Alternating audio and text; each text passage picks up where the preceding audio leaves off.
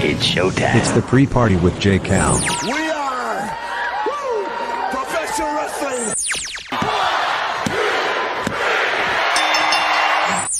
I'm building an alliance. You are tuned into the absolute top of the mountain, the ultimate professional wrestling. Alliance-wrestling.com. Hey, it's the pre-party with your boy J-Cal. This is a presentation of Alliance-wrestling.com, your number one source for news and information for the National Wrestling Alliance and the United Wrestling Network. Week in, week out, every Tuesday, 5 p.m. Eastern, 2 o'clock Pacific, we're here to talk NWA with you, the hashtag NWA fam, just ahead of Prime Time Live. That's 90 minutes of pay-per-view for all you fans who are new to the show. First and foremost, I want to thank everyone for tuning in this week. Again, this is a presentation of Alliance-Wrestling.com. And what we do here on the show is we talk about the NWA, we talk about the United Wrestling Network, and really happy that you guys join us week in and week out again to talk about this stuff. We've always been about creating a community for fans who enjoy studio-style wrestling, if you will, who enjoy the NWA power, or before that, championship wrestling from Hollywood. And believe it or not, we've been doing this podcast, this style of podcast, for nearly a year now. For nearly a year, we've been talking about what was coming up for the NWA with NWA Power, what was on the docket for Nick Aldis, or then Women's World Champion Allison Kay, what was going to happen with Villains Enterprise, or the Tag Team Champions, the Wild Card. And here it is. We're here week in, week out to provide you with a little bit of information, a little bit of background. Now we're focusing kind of on the Prime Time Live, be the only vehicle that you have to get fresh NWA matches.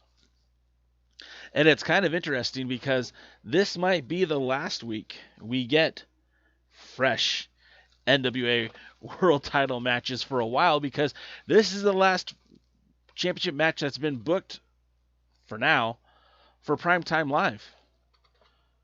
We're not seeing any more matches lined up for Thunder Rosa here at Thunder Studios. We don't see any matches for Nick Aldis, or for Trevor Murdoch, or for Elijah Burke, or for Storm and for Drake. In fact, let's talk about James Storm for a minute.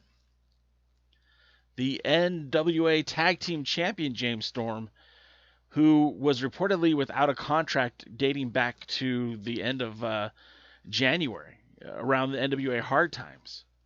It was expected that James Storm and Eli Drake would be competing at the Crockett Cup, perhaps defending their tag team titles. But of course, all that came to a halt.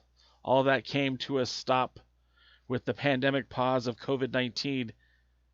And that match never happened. There's been no NWA tag team title match. You don't hear the NWA even reference the tag team titles at this point. You really don't hear much from the NWA at all, except for that we're going to see a return. We're going to see NWA Power return. We're going to see more from NWA Power, but even that hasn't happened yet.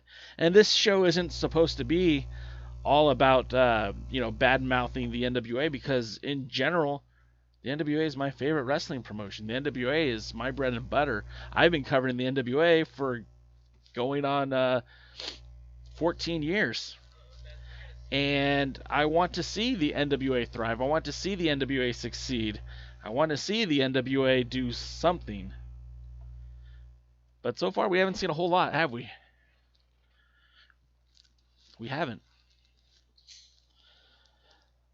Before I get too far into all of my tirade today and my diatribes about the National Wrestling Alliance, I do want to wish Miss Piper Stinson a happy 11th birthday.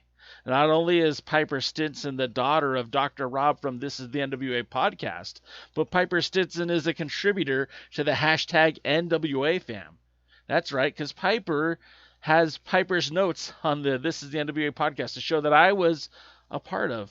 The 11-year-old Miss Piper Stinson, I hope that you continue to capture the world by its chutzpah and continue to celebrate all the love and respect that your family gives and shares. And I hope it's a great birthday for you. I know 11 years old is a fun time, and that kid's got a good head on her shoulders and a good mom and dad. So I'm sure that she'll continue to have many, many good years.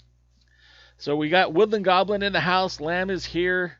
DKM is here. If you guys are here, if you're watching, whether it be on Twitch, Facebook, or YouTube, just give me a comment. Let me know that you're watching. If you like the video, please give it a thumbs up. If you haven't already, subscribed. It really helps us with the algorithm. But let's talk a little bit more about these NWA champions, right? We have, at least we know for a fact, that Nick Aldis is still our world's heavyweight champion. We know this because last he defended the title on September the 15th at Primetime Live against Mike Bennett. And he is next scheduled for his next title defense on December 10th.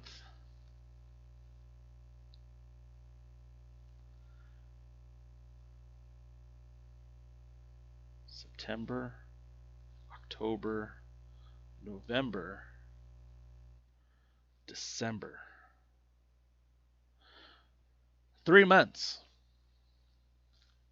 It'll be 3 months since our world's heavyweight champion, the real world's champion, has defended his championship title.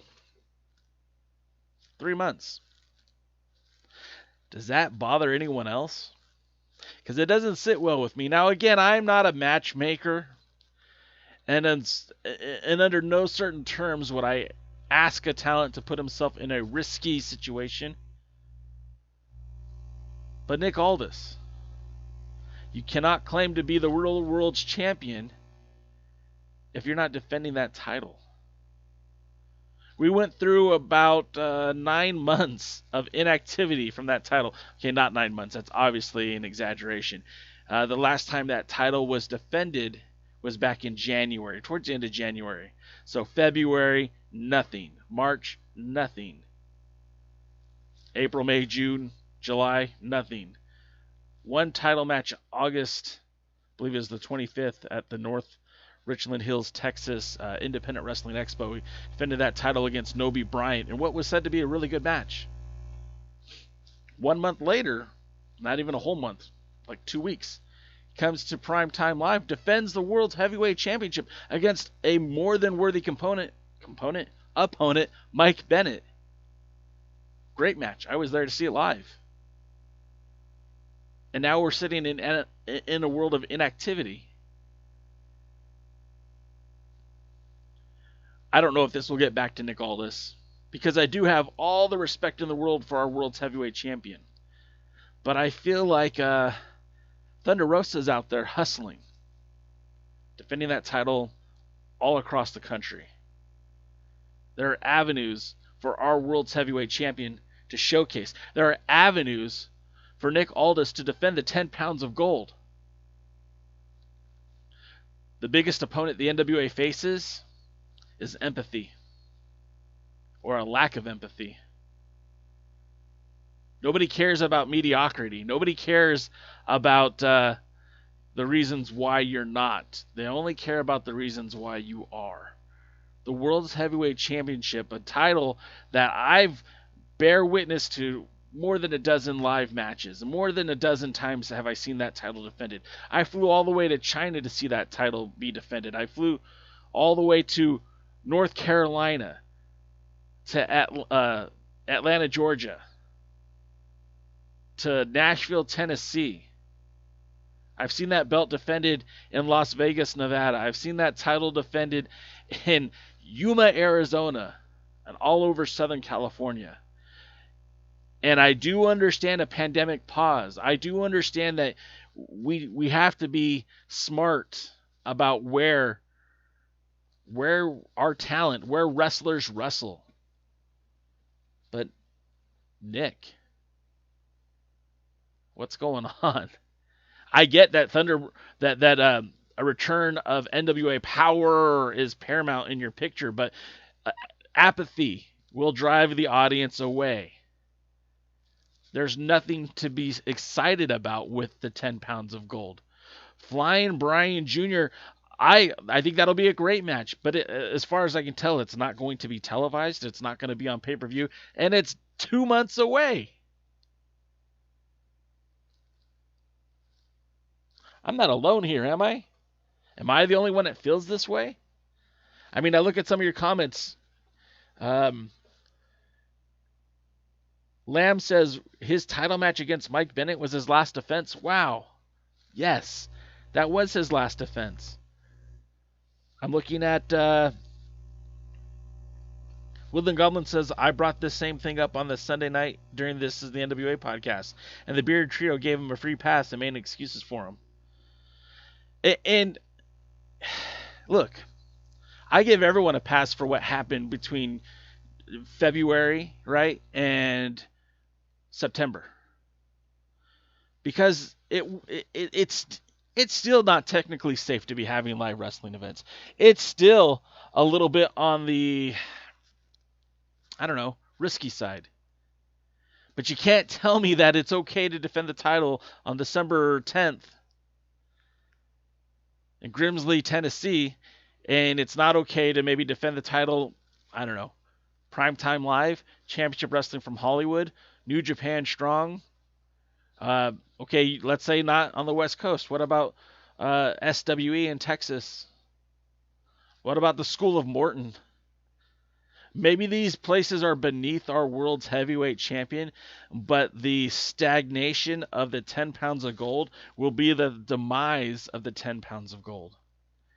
It's up to the world champion to get out there and defend that title. And you can't tell me that, it's too dangerous when Thunder Rosa is doing it.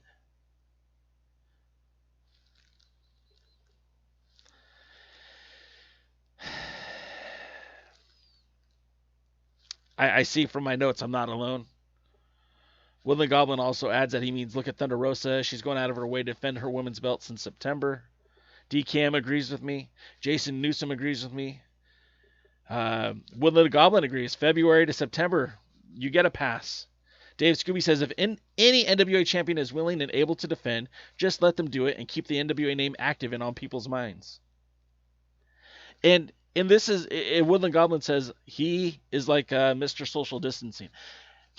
There's a place to do this. Look, if you want to talk about safety, nobody in Primetime Live has been diagnosed with COVID-19. I've been there. I've seen the operation. They check you in. You have to do the forehead scan. Everyone needs to show up with a negative COVID test. You can defend the title in Long Beach. You can defend the title in Primetime Live. Mission Pro. I know that's a women's wrestling promotion, but I bet you that they would have no problem welcoming Nick Aldis onto that card. Maybe they wouldn't. I don't know. That's just me guessing. But again, places like the School of Morton, right? Places like I don't know, Game Changer Wrestling. I mean, I'm sure I can Google a list of events that happened in the last 2 weeks where American wrestling took place. I know there was a ballpark show on the East Coast, IWA East. Besides the point, it doesn't matter where. It just matters that the title is being defended, and it's not. And I think that is the biggest problem with the NWA today. Because to hell with NWA Power. The NWA survived for years without its own show, without its own home. During the during the Bruce Tharpe era, there was no exclusive home for the NWA World's Heavyweight Championship. The NWA World's Heavyweight Championship found a home. It would go places. It would go to New Japan Pro Wrestling. It would wrestle in Smoky Mountain. It would wrestle in these NWA affiliated promotions with or without TV. And I get it. Like I said, the pandemic pause, COVID-19, these are all scary things. And I understand if you don't want to go out there and defend that title, if you don't want to be on the road, I get it. But maybe it's time to drop that title if you're unwilling to get out there and work. Now, if I'm wrong, if I'm wrong, Nick Aldis, if you're hearing this, if I'm wrong, someone please correct me. But it just feels like there's apathy towards the promotion. There's apathy towards the fan base. And if this is where me and my brothers over at This Is the NWA podcast disagree, then so be it. But this, to me, I don't know. It doesn't sit well with me. It doesn't sit well with me. Okay. So I had to get that off my chest. Speaking of Thunder Rosa, okay, well, Thunder Rosa is the women's champion who seems to be doing everything right. And by stark contrast, Thunder Rosa carrying the Burke is seemingly doing everything that I would want our world's heavyweight champion to do. Now, keep in mind, I don't know if there's any talks between AEW and Nick Aldis. I don't know if that's even a position of something that could happen. But, she's wrestled 6 matches this year defending that title, and that's with the pandemic pause. And she's wrestled she's had 6 defenses, and each time she's walked away with the title. She went to a no contest with Miranda Gordy. She defeated Priscilla Kelly. She defeated Lindsay Snow. She defeated Invalise. She defeated Allison Kay. She defeated Melina. She hasn't been afraid to get out there and wrestle. And even when she wasn't defending the title, she still appeared in different promotions representing the NWA, holding the Burke, whether it be SWE in Texas or whether it be the Warriors Wrestling in Illinois. She's been there with the Burke representing the NWA.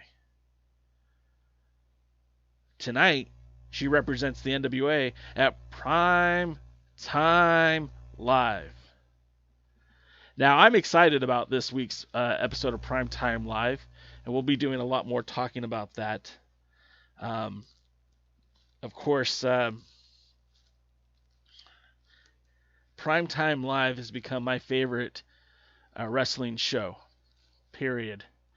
And we talk about this at length on Thursdays with DKM, who is in the chat room, as well with Kevin Douglas. We talk about the pros and cons of Primetime Live.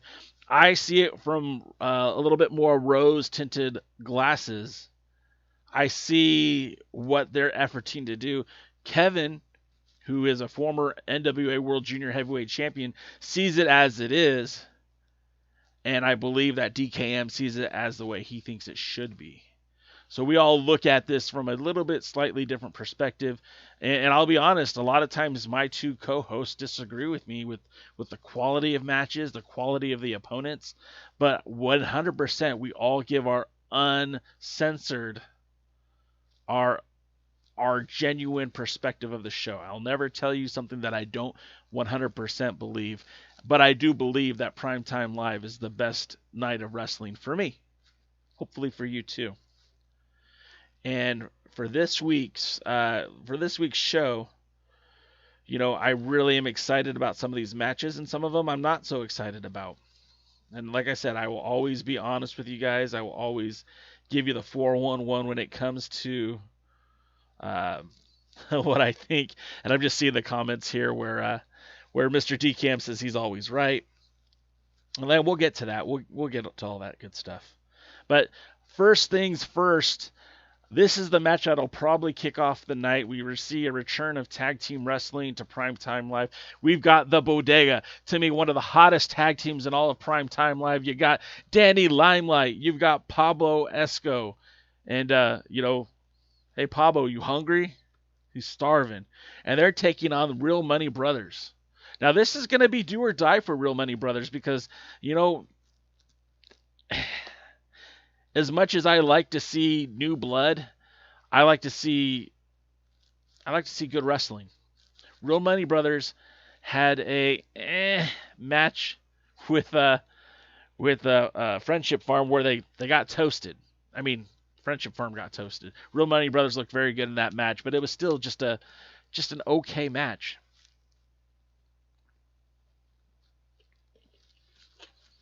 Their second match on Primetime Live was against SoCal Distancing, the United Wrestling Network World Tag Team Champions. And I didn't hate the match, but again, they were defeated. So now the record's 1-1. And if they come in tonight and they underestimate the Bodega, I don't know you're going to see Clutch and Suge Brown back in Primetime Live. Because if you start looking at the list of tag team wrestlers that are associated with the United Wrestling Network, and I'm talking about the Tribe, I'm talking about the Wolf Zaddies, I think there's a lot of potential, and I don't know where these guys continue to fit in. I mean, 4 Minutes of Heat. What was it? Meat Stick. What was the tag team from a couple weeks ago?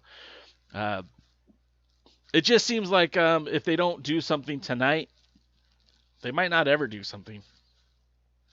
And I do want to see good tag teams. Now, I think this match, La Bodega, Real Money Brothers, I think you're going to see a more a mix of style because, again, the big man, the one-man lucha gang, Pablo Esco, will kind of fit in well against these two. And, of course, Danny Limelight has been so good. He's been able to adapt so well in the ring. And it's kind of funny because Danny Limelight, who's pulling double duty tonight, if folks are watching AEW Dark, you're going to see Danny Limelight make his debut there. But then he's also wrestling tonight. He's also made his debut for New Japan Strong this year. He made his pay-per-view debut with Primetime Live. He made his debut with Game Changer Wrestling when they came out to Southern California.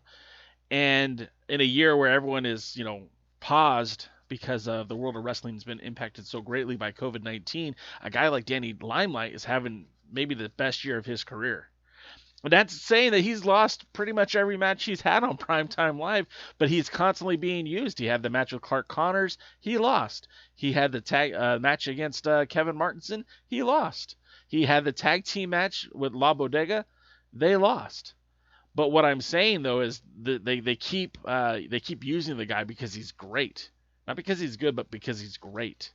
And I'm looking forward to seeing what's going to happen tonight with La Bodega. And I keep saying La Bodega. It's the Bodega. I shouldn't be throwing a law in front of that. The Bodega. But I'm excited to see the Bodega. Can I say it 4 more times? Bodega, Bodega, Bodega, Bodega. I'm excited to see the Bodega take on Cash Money Brothers. Real Money Brothers, excuse me. But this is probably going to be a make or break match for both teams, really. And we'll see what happens. I imagine if the Bodega wins, that they're putting themselves in line for an opportunity to face SoCal Distancing. Some more of your comments. Would love to see Allison Kay show up tonight and confront both Thunder Rosa and Serena Deeb to keep a storyline going, as she has passed with both. And then Terry McDermott says a match with the Friendship Farm shouldn't count. You're not wrong. Another match that I'm really strongly looking forward to, and I think is going to maybe be the match that's going to steal the show, is this one right here. Ray Rosas defending the Hollywood Heritage Championship against Kevin Martinson. Big Hunky Kev, BHK. Now this match, these are two of the most celebrated talents of all of the United Wrestling Network. Ray Rosas has been a former United Wrestling Network TV champion. He's a former Hollywood Heritage Tag Team champion. He's currently in possession of the PP3 Cup, which gives him the Pringle privilege, and we'll talk more about that in a minute. But he's also the Hollywood Heritage champion, which he's defending them tonight, and he's the Arizona State champion. I mean, he has all the accolades. The only thing he's short of is being the United Wrestling Network Tag Team champion. In fact, he kind of coached Andy Brown and Adrian Quest to get those titles. They were part of a stable called the Static until Brown and Quest turned their back on Rosas, actually attacked him. So Ray Rosas, who's finally making his debut on Primetime Live, finally making his debut after wrestling in AEW, he's defending the Heritage Championship against one of the best unsigned free agents in all of wrestling, Kevin Martinson. Martinson is a guy who, you know, a lot of people think of him as a tag team specialist because of his time in the Rock Ness Monsters. He and Johnny Yuma competed all across Southern California, but really all across the world, defending the Championship Wrestling from Hollywood Heritage Tag Team titles in Mexico, competing in DDT in Japan, and Osaka Pro Wrestling in Japan. They were one of the few Americans that traveled to China to wrestle for Middle Kingdom Wrestling, and have held them tag team titles multiple times, not only in the United Wrestling Network, but also in promotions outside of United Wrestling Network, and I'm talking about Southern California Wrestling. The duo are phenomenal. You've seen Johnny Goodtime, that's what they used to be known as, Johnny Goodtime. Kevin Martinson, he's had appearances in the WWE. He's had appearances in Ring of Honor. He even had a match in Impact. But by far and away, this has kind of been a very interesting time to see what Kevin Martinson's doing, because now he's not saddled with a tag team partner. And as good as the Rock Ness Monsters were, let's be honest, Kevin Martinson is great.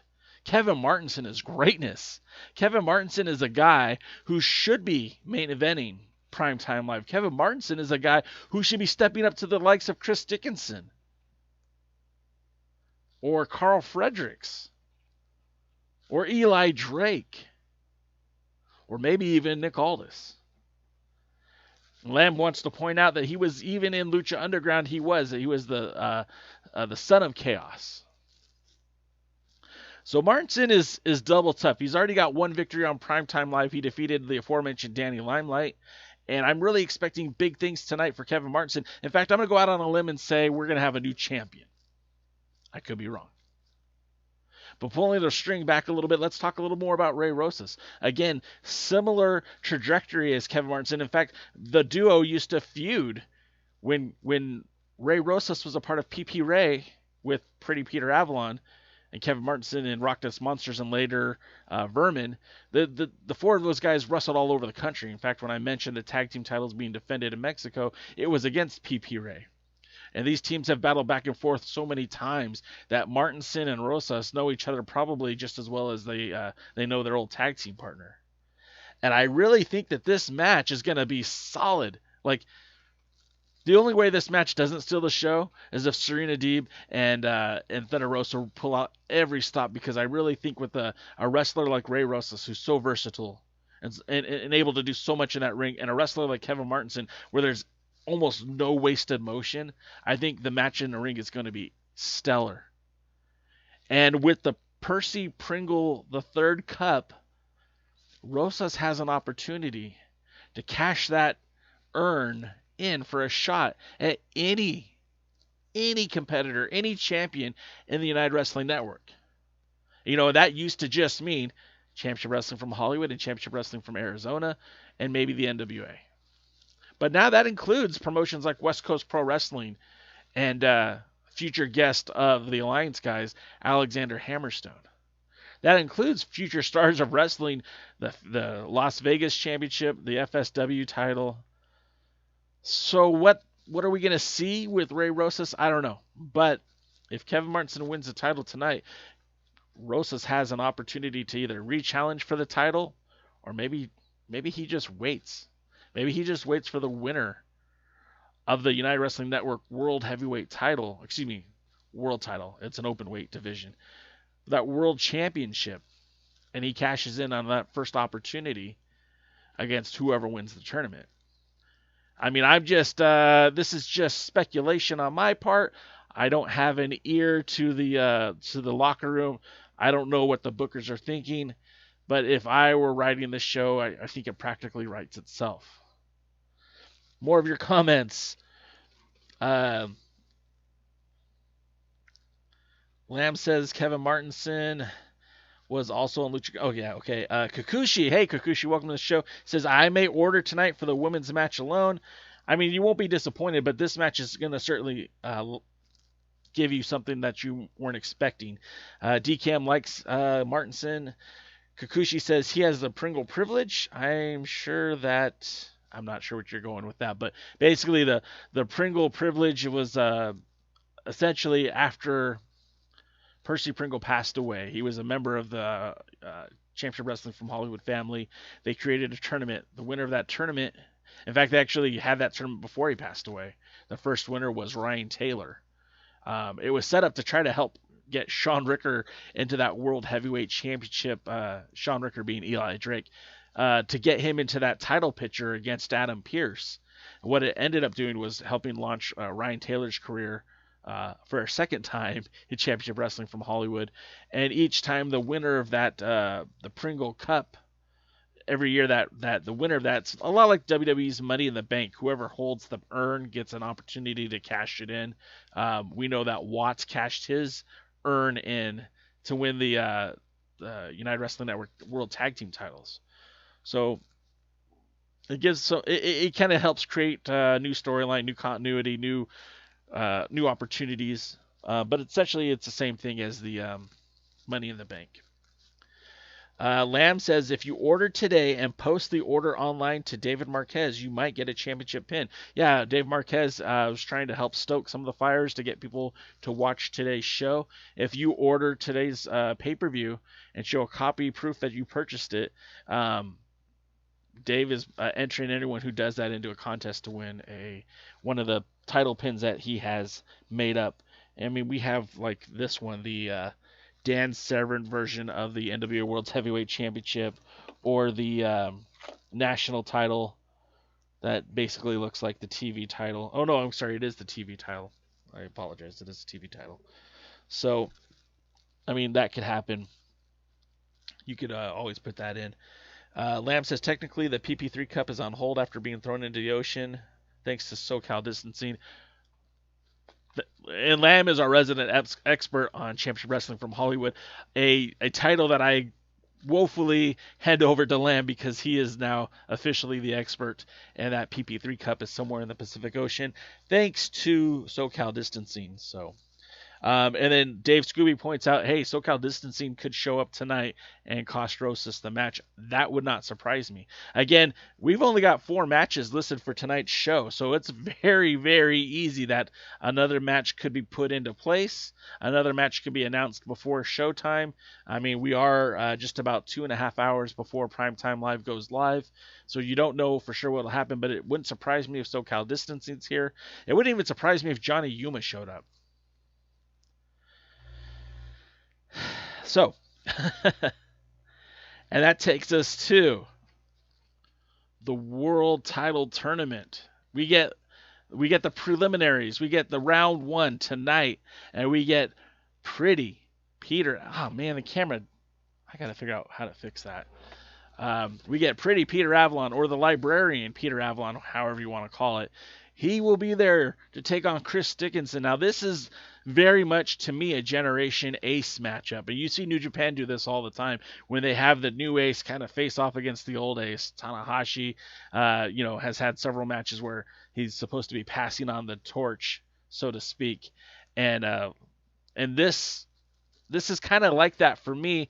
And I know many people say, well, I mean, Avalon's not that old. But you got to remember, Peter Avalon was on the first episode of Championship Wrestling from Hollywood. He lost, but he wrestled Colt Boom Boom Cabana.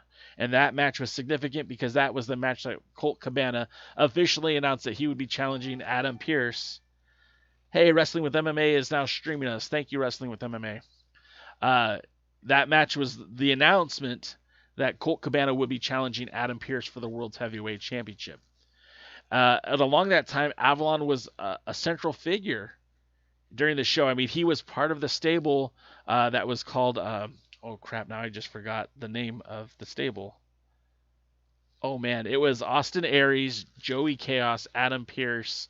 Oh, it was The Standard. I should have known. The Standard and Peter Avalon. So Peter Avalon, early in his career, was being mentored by Austin Aries, mentored by Joey Chaos, and mentored by NWA World's Heavyweight Champion Scrap Iron Adam Pearce. And of course, that relationship kind of would dematerialize after Adam Pearce would lose the title. But Avalon was still a very central part of the show. Championship Wrestling from Hollywood, he would be start teaming with Ray Rosas. Eventually, they would form PP Ray as they would feud with Ryan Taylor. And it's kind of funny because Ryan Taylor was the baby face and all that. Peter and Ray were the heels, but the force changed, and eventually Ryan Taylor would become the heel. PP Ray would become the faces, and you'd get that Vermin versus PP Ray. Again, this entire time, Peter Avalon has been a part of the show. He would hold the Hollywood Heritage Tag titles. He would eventually win the United Wrestling Network Television Championship, and then the Hollywood Heritage title. So he was the central figure throughout episode 1 of Championship Wrestling from Hollywood until he left, until he got signed with AEW. Somewhat similarly, Chris Dickinson was on episode 1 of Primetime Live. Chris Dickinson has kind of been the central figure of this show. The biggest storyline is him asking for competition, yelling out Billy Corgan, yelling at Dave Marquez, putting down Jordan Cruz, putting down Anthony Idol, even defeating Max Caster. I really felt like Chris Dickinson is set for big things within the United Wrestling Network, and this matchup is really kind of dictating, what's next. And if Chris Dickinson can beat Peter Avalon, which, spoiler alert, I don't think an AEW contracted wrestler is going to go over Chris Dickinson in a world title tournament. Dickinson will be on to the next round where he will probably face Watts or Redbeard. I know it's a spoiler, guys, but let's be honest about it. It doesn't make much sense to have Avalon go over Dickinson. But I could be wrong. You'll have to watch tonight, but come on. Let's be real here. Oh, and I forgot to change the graphic. Why didn't anyone tell me that? Wait, there it is. Wait, there it is. And besides, it's going to be a good match because Peter Avalon's a great wrestler, and I know that might be to the chagrin of Kikuchi, but he's a great wrestler. He's going to put on a good match. And to me, I think Chris Dickinson's probably the brightest spot of this whole show. I mean, let's face it. There's a perennial rocket strapped to his back, just waiting for the right vehicle to launch it. And I think that's what this world title tournament is. Whether Dickinson goes over or not in the finish, the spotlight is on him. The eyeballs are watching. Everybody who tunes into Primetime Live is waiting to see what Chris Dickinson will do next. And I think tonight he advances into the tournament, and we get him set up for either Watts or Redbeard. Simple.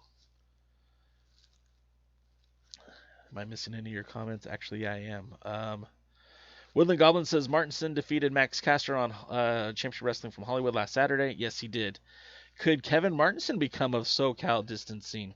I mean, maybe. Maybe. So, I mean, SoCal distancing started off with a leader named James Logan, if I'm not mistaken. And Logan was the voice for these two, but has been yet to be seen on Primetime Live. I keep wondering when he's eventually going to show up. Could they corrupt Kevin Martinson? Could they sway him to their side of thinking? Absolutely. And it would, it would certainly benefit Martinson if it gets him the Hollywood Heritage Championship. But I don't know if that's with a plan of SoCal distancing. I don't know if that's the plan of James James Logan. Ultimately, at the end of the day, Martinson has been the muscle, has been the brawn for both the Rock Nest Monsters and the Vermin stable. So it wouldn't surprise me for him to be a joiner. But I also would like to see him stand on his own 2 feet. Personally, I think this would be the perfect time for Martinson to shine. I don't know if that's going to happen, but I really think it's going to. I really think him winning the Hollywood Heritage Championship on Primetime Live would set the stage for something much, much bigger for Martinson and Championship Wrestling from Hollywood. So I'm kind of hoping it happens. Kakushi says he hopes Dickinson permanently shhs Peter Avalon. And I think that'd be, I think that's going to happen. Okay, so next up of the 4 matches that have been announced is the main event, and that's going to pit Serena Deeb versus our world's women's champion, the franchise of the NWA, and I'm talking about Thunder Rosa. The Destruction Tour returns to Long Beach, California, baby. And we get Thunder Rosa defending the Burke against Serena Deeb, in which is some people are considering this a rematch from their AEW matchup a few weeks back, but I beg to differ. I beg to differ for multiple reasons, none of which are because... Let me take a drink real quick.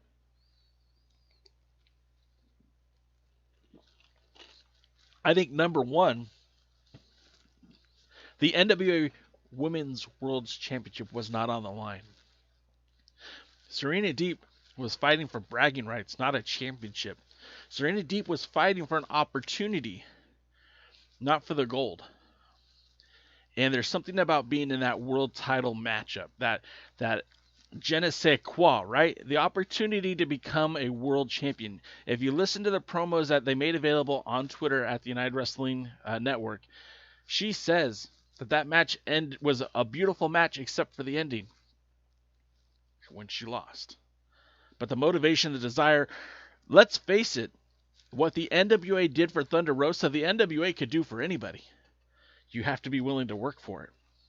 And if Serena Deeb wants to be where Thunder Rosa's at, the first step is taking that Burke, that women's championship. I need to get better at my transitions over here, because I am failing to do my transitions properly. There we go. So for Serena Deeb, it's like, what's the worst that could happen? If she wins, she's the new women's champion. And she gets all the bragging rights and all the praise and all the opportunity that Thunder Rosa has had for the last 9 months. If she loses, she goes back to AEW. No harm, no foul. Terry McDermott says that Thunder Rosa is literally carrying the torch for the NWA, and it's hard to argue that. I went on my diatribe here earlier about Nick Aldis, but let's face it, Drake and Storm are technically your NWA Tag Team Champions because no announcement's been made official yet. But we just saw James Storm appear on Impact Wrestling at their last pay-per-view. The likelihood that James Storm returns to the NWA at this point are slim and none. Doesn't mean it's not going to happen. It just means it's not happening right now. On the multiple times that Eli Drake has been on programming for Primetime Live, they've yet to recognize him as an NWA World Tag Team Champion. When James Storm was on their programming, they did recognize him as a former champion, but said nothing about his current reign. So as far as I'm concerned, the NWA Tag Team titles are just in limbo. Trevor Murdoch won the title back on September the 29th against Aaron Stevens, won the national championship. And there was a big hoo-ha and a big, not a parade, but a big hullabaloo? Jesus. There was a big celebration about Trevor Murdoch becoming champion, but there's been no scheduled title defenses as of yet. And of course, without NWA Power, it doesn't look like there will be any more title matches until NWA Power returns. Likewise, last week we saw the Pope, Elijah Burke, put an end to Zicky Dice and his reign of terror as champion But again, when are we going to see these titles defended? It doesn't look like, at least, I mean, there's only 2 more months towards the end of the year, right? I mean, October's done, guys. Next week is November. So we got the month of November and the month of December. I don't see when they're going to announce NWA Power returning in November or December, probably the first of the year, which means these titles are not going to be defended for at least 3 months. So when you talk about the torchbearer, the brand, right? I mean, let's face it, Thunder Rosa is the brand. Like, Nick Aldis doesn't even have the NWA logo on his tights, but Thunder Rosa does. And at this point, there's no one carrying that torch brighter than Thunder Rosa. She's not just stepping into the ring. She's stepping into the ring with quality opponents. And, like, I would get it if it was just only Mission Pro Wrestling, because that's her promotion. That's her home promotion. She's the owner. So, of course, she's going to book herself on that. Of course, she's going to defend the title on that. But she's defending the title against premier opponents.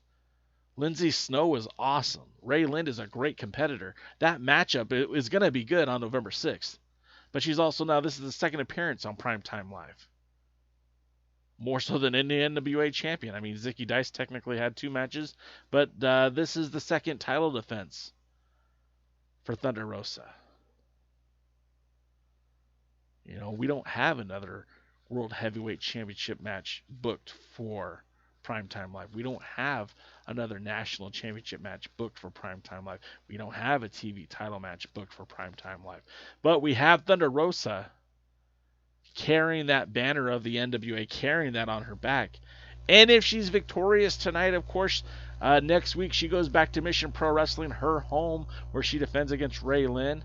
And if she's successful there on, I believe it's November 21st, she defends against Kenzie Page Henry. But before she can do any of that, she's got to win tonight. She's got to win that title tonight. Or retain that title, I should say. But I mean, that's kind of the mentality you have to have, is that each night you're going into that match, you might not walk out as champion. You have to win. Or get counted out. Or go to a time limit draw. But the bottom line is, a victory means you continue. A loss sends you back to the bottom of the line. And Thunder Rosa is a fighter. She's a scrapper. She's hungry. She's not looking to go back to the end of the line. She doesn't want to start over. She wants to carry this dominance. And as someone mentioned here in the chat room earlier, it might have been Terry, it might have been Woodland Goblin, Allison Kay is sitting there waiting for her opportunity. And don't be surprised if Allison Kay shows up in Long Beach tonight. I mean, what better way to set up the next title match is if Allison Kay comes out there and puts the boots to Thunder Rosa. I mean, again, there's nothing definitive saying that's going to happen. This is just Jake Howell's forecasting, Jake Howell speculating. There's nothing that would lead me to believe that's going to happen. I mean, but did anyone check Allison Kay's tweets lately? I mean, I haven't, but has anyone seen what she's tweeting about? I mean, just let's see if I twitter.com/Sienna. And what is she tweeting about? Let's see. Savage Needs, over under on my cat's enemy tonight. Tweeting about Impact. Nothing saying that she's on an airplane flight, so who knows? Who knows? But we don't know what's going to happen. We can only anticipate that Thunder Rosa will be successful tonight. Again, I don't foresee an AEW contracted wrestler taking the title unless that storyline is planning to spill into AEW, which wouldn't necessarily be the worst thing. I do want to mention a couple of things, some programming notes, if you will, because this Wednesday, Meat Mountain, Gary Horn's favorite professional wrestler of all time, Alexander Hammerstone, comes to the Alliance Guys podcast, where he joins DKM, the former World Junior Heavyweight Champion himself, Kevin Frazier, and I, as we discuss not only West Coast Pro Wrestling, but we're also going to talk about MLW And believe it or not, your boy J Cal's even going to talk about PCW Ultra. DM me for details on that. But Hammerstone will join the show. And again, that's going to be live. So you guys could join us for that show. You could be here in the chat room. You can ask us questions that we could ask him. So you can be a part of the show. We'll make sure to credit you while we're talking to him. But this should be a very fun night. If you guys are fans of Hammerstone or just enjoy the Alliance Guide podcast, please make sure that you join us. Wherever you're watching right now, that's where you want to be. Wednesday night, October the 28th. Am I right? Yeah, October the 28th at 7 p.m. Pacific, 10 p.m. Eastern. And again, this is going to be a lot of fun because we're going to talk to Hammerstone about his career, about how he got to be where he's at right now, what his take is on Primetime Live, and who he would like to face going forward. We'll talk to him about MLW, what the plans are with that, if he knows anything. And of course, again, taking your questions. So that should be fun. Kikuchi says he really wants to see Thunder Rosa versus Casey Carlisle. I believe there's a promoter in New Jersey who can make that happen. I would recommend reaching out to your local promoters. If you want to see the NWA titles being defended in your home, near your home, you could reach out to your local promoters and ask for these kinds of matches. Whether they happen or not is entirely up to them, but I highly recommend. Casey Carlisle, friend of the show, by the way. We love Casey Carlisle. She's a former NWA Women's World Champion in her own right. She carried that monstrosity that was about 40, 50 pounds of tin and plastic, the old NWA Women's Championship. Nothing like the Burke, but held by some pretty good wrestlers. Casey Carlisle was one of them. Anyway, so we're going to wrap the show up because it is getting close to time. Kikuchi says, do you think Thunder Rosa is pushing to be on Primetime Live? She knows a great outlet to promote herself. I'm not sure who's pushing for what. I don't understand for someone to not want to take an opportunity that's presented to themselves. Primetime Live is seen by a national audience. For all intents and purposes, they've produced the last 4 or 5 NWA championship matches. And no one else is being able to compete with that. There is no NWA Power, so for all intents and purposes, there is no NWA television programming at the moment. Primetime Live is the closest thing to that. I would encourage, if you're a fan of the NWA, you maybe tweet at Billy Corgan, at the NWA, at NWA Maureen, in a very politeful manner, in a very respectful manner, and tell them you want to see the world's heavyweight champion on Primetime Live, or that you want to see the women's champion return to Primetime Live. But do so respectfully. If you're going to do it, do so in a fashion that would, keep the NWA family looking good, because we don't want to, first of all, we don't want to burn any bridges, and we don't want to bury anybody, but I really feel like the NWA should take advantage of any opportunity it has to showcase its champions. That's what it's all about. But as we wrap it up again, join us Wednesday for the Alexander Hammerstone interview. And, of course, Thursday, the Alliance Guys podcast will be recapping everything you see tonight on Primetime Live. So the 4 matches and whatever else happens in between.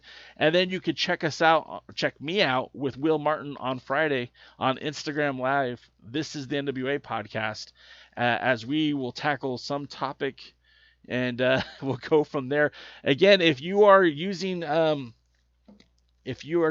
assistants, little digital assistants like like the Alexa or Google, you could say, "Hey Google, play the Alliance podcast." Okay, the Alliance podcast wait. on Google Podcasts. Google, stop. I'll pick up where you left off. Google, stop. Google, stop. Sorry, that is, "Hey Google, play the Alliance blog podcast." Okay, the Alliance blog podcast on Google Podcasts. I'll pick up where you left off.